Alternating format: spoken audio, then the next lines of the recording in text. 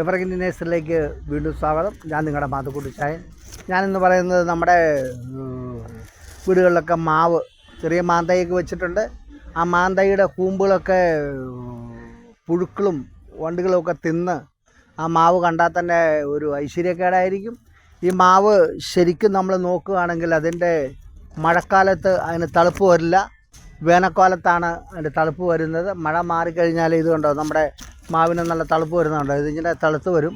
അതിന് മുമ്പുള്ളത് നമ്മുടെ ഈ മാവിൻ്റെ മണ്ടകളൊക്കെ പുഴു തിന്ന് അല്ലെങ്കിൽ മാന്തളിർ തിന്ന് മതിച്ചിളവിച്ചൊരു എന്നൊക്കെ ഒരു പാട്ടൊക്കെ ഇല്ലേ എന്ന് പറഞ്ഞാൽ ഇലകൾ കാണില്ല മണ്ടയിൽ. അതിന് നമ്മൾ എന്തെങ്കിലും വാവഷ്നോ സാഫോ എന്തെങ്കിലും നമ്മൾ അടിച്ചു കൊടുത്താൽ നല്ലതായിരിക്കും. ഇപ്പം മാവ് പൂക്കുന്ന സമയമാണ്. നമ്മുടെ എവർഗ്രീൻ്റെയും മാന്തോട്ടത്തിലും ഇടയ്ക്കൊക്കെ മാവുകൾ പൂക്കാൻ തുടങ്ങിയിട്ടുണ്ട്.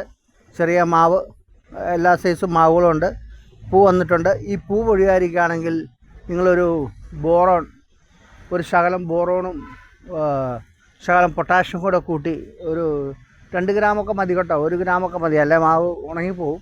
വെള്ളത്തിൽ കലക്കി ചുവട്ടിലൊഴിച്ചാൽ നല്ലതായിരിക്കും. നിങ്ങളുടെ മാവിനെ ഇച്ചിരൂടെ നല്ലപോലെ നോക്കുക. മാവ് പഴയ മാവ് പോലെയല്ല. ഇപ്പോഴത്തെ മാവിനൊക്കെ നമ്മളെന്തെങ്കിലും മരുന്നൊക്കെ അടിച്ചു കൊടുത്താലേ അവന് നന്നായി കയറി വരുള്ളൂ.